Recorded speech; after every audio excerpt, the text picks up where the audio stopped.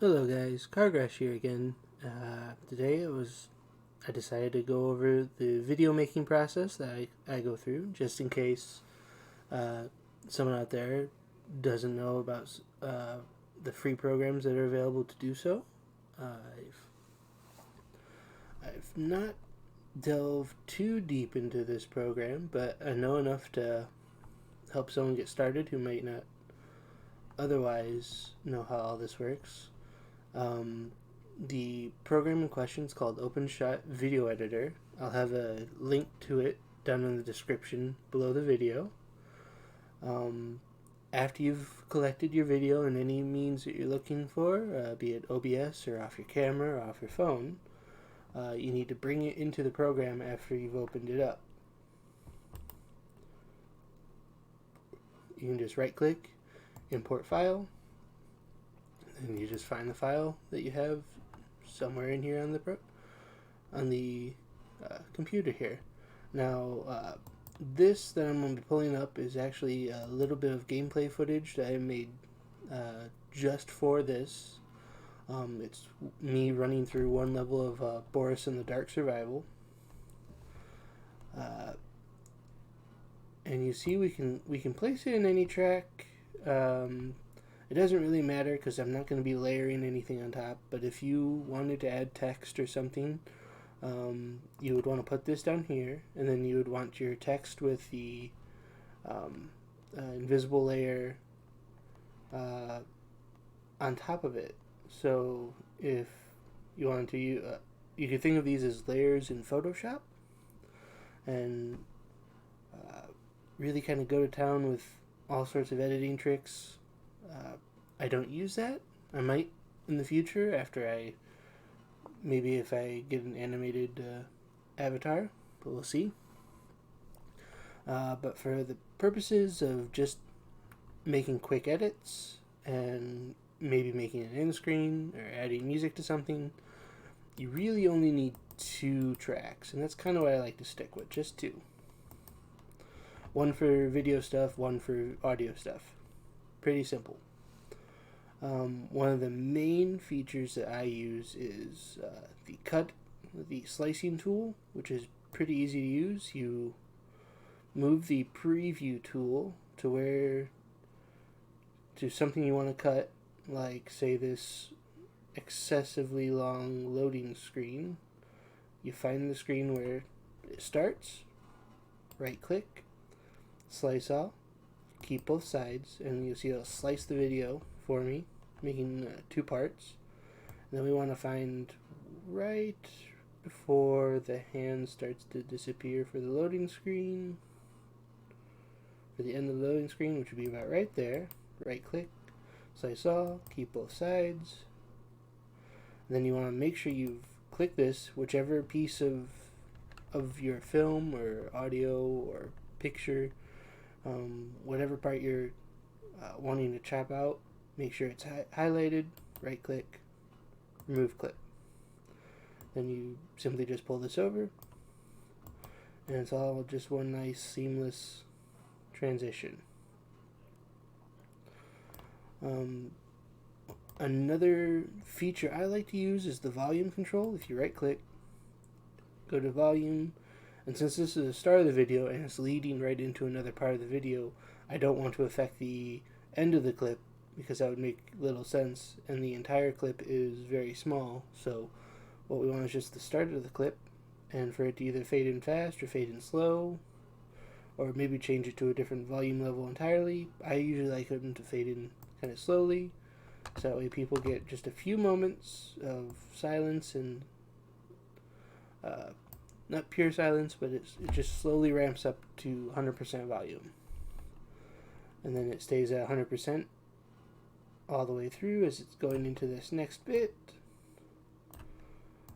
And then to end it off, click if this is the last bit of my video, I'll right click, volume, end of the clip now, and fade out slow. So just like with the other one, the end of the clip is going to fade from 100% volume to 0. Pretty nice, simple stuff. Um, Another feature that I use a lot is the transitions. At least I use the complete fade in or complete fade out, depending on how you're using it. These, when they are placed in, are always 10-second intervals. You can see the size here. You can change that if you want the transition to take longer. I usually don't. I think 10 seconds is usually pretty long to begin with, so I don't really want longer. Sometimes I'll make them a little shorter. But they always start from pitch black and then fade in. So if you're wanting on an end piece like this, usually you want to right click, reverse transition, so that way instead of starting at black and fading into color, it slowly fades out. And if you remember, the volume will be fading out too, so it's a nice closing point. And then a few of you know that I like to have an end card, thanking you guys for watching my video. You don't have to, obviously. If you have something else in mind, have at it. I usually like to have one. I have this one here. Whenever you put a picture into the tracks, it's always set at 10 seconds. You can adjust that, just like you can adjust the transition. I usually prefer mine to last just a little bit longer. And then you can also import music, which I'm sure a lot of you have heard the outro song by now. It's this one here. You bring it up, and all of this nicely auto snaps. But if you, for whatever reason, you didn't want it to snap or hook onto things, because right now see how it snaps to the end of this one, so that way I know they're lined up and ready to go. If you didn't want that, you can hit this magnet here to turn snapping off, so you can have a nice smooth control over where it is. I don't need that. Maybe you would like that. Everybody, to each their own. But once I've got the song in here, you know it's a little long. It's a bit longer than the actual ending itself, but we don't want that. So we want to go to where it says end here, and we want to make the end 20 seconds from when it starts. And you see it does the cut for me. I don't have to try and guess and hope that I got to the right size. No, they're both 20 seconds long.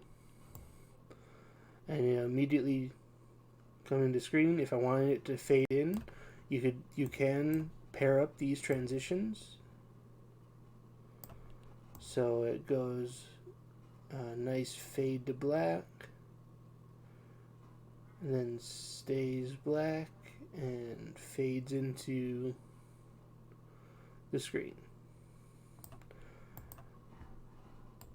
And with the volume this time, I want the entire clip affected, and I want it to fade in, and then fade out slowly.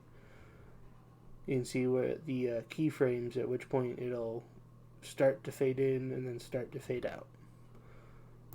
And those will only show up if you've got it highlighted, so if you are worried that something isn't the exact way you want it, just always double check by clicking on it and make sure it's highlighted so it'll show you your keyframes.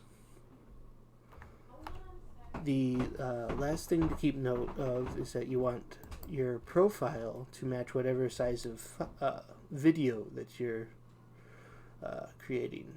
I always capture my gameplay footage at 720 at 60 frames per second. The program kind of naturally starts you off on 720 at 24 frames per second. At least it did for me when I downloaded it. So you want to make sure you have a good idea of where your video is. Even if you don't know exactly how many frames per second your video is, sticking with something like the 24 frames per second or 30 frames per second wouldn't hurt. But if you know, always go for exactly what your video is. Since mine is 720 at 60 frames per second, I go in 720, 60 frames per second. Give it a moment to actually set everything to that, because if you don't give it a moment, it'll render wrong. And then once you've got everything how you want it, You come up here to the export video, give it a name, give it a location, give it a quality, how high quality you want. The higher the quality, the higher the larger the size of the file, and then hit export video, and it'll export the video to wherever you happen to place it at that time. That's really all I use the program for, but if any of you have any handy tips or tricks for this software, feel free to let everyone else know in the comments down below. And I'll see you all. I guess I'll see all you guys another time. Thank you for watching. Have a good day, and goodbye.